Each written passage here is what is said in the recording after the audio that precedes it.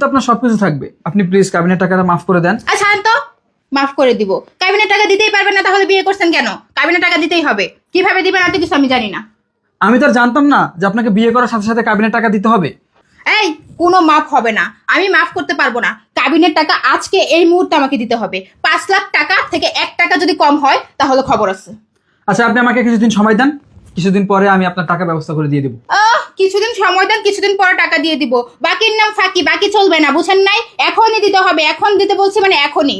আমি এখন নগদ এতগুলো টাকা কোথায় পাবো? আমি তার টাকা ব্যবস্থা করে রাখিনি। কেন বিয়ে করার আগে কাবিনের টাকা গুছায় রাখতে পারলেন না? জানেন না যে বিয়ের পর কাবিনের টাকা দিতে হবে বউকে? আমার এটা জানা ছিল না যে বাসর রাতে কাবিনের টাকা দিয়ে তারপর তোমার সাথে বাসর করতে হবে। জানবেন কিভাবে? ঢ্যাং ঢ্যাং করে তো বিয়ে করে ফেলছেন। এখন শোনেন, আপনার সাথে এত ঘ্যান ঘ্যান প্যান প্যান করতে আমার ইচ্ছে করতেছে না। এমনিতে এই বিয়ের সাজে আমার অস্বস্তিকর লাগতেছে। কাবিনের টাকা দেন, আমি চেঞ্জ করব। কাবিনের টাকা আমি দিতে পারবো না মানে পারবো না।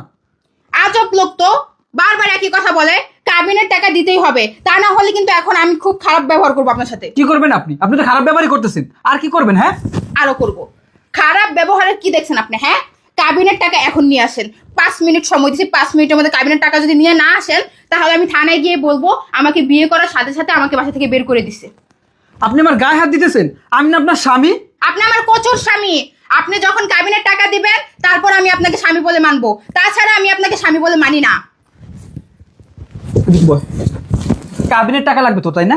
দাঁড়া, তোর কাবিনের টাকা আমি তোকে আজকেই দেবো। তুই কি ভেবেছিস আমি ছোট লোক? এই আমার দিকে টাকা, আমি কি ছোট লোক? আমার কি টাকা পয়সা নাই? আমার যে টাকা আছে, তোর মতো মেয়েকে 5 লাখ কেন 10 লাখ টাকা কাবিন দিয়ে আমি প্রতিদিন 10টা মেয়েকে বিয়ে করতে পারি। তোকে তো আমি আজকে টাকা দিয়ে দিতাম, কিন্তু আমি পরীক্ষা করলাম যে তুই আসলে কেমন, তোর চরিত্রটা আসলে কেমন। তোর কাবিনের টাকা লাগবে তাই না? দাঁড়া, তোর কাবিনের টাকা আমি দিতেছি।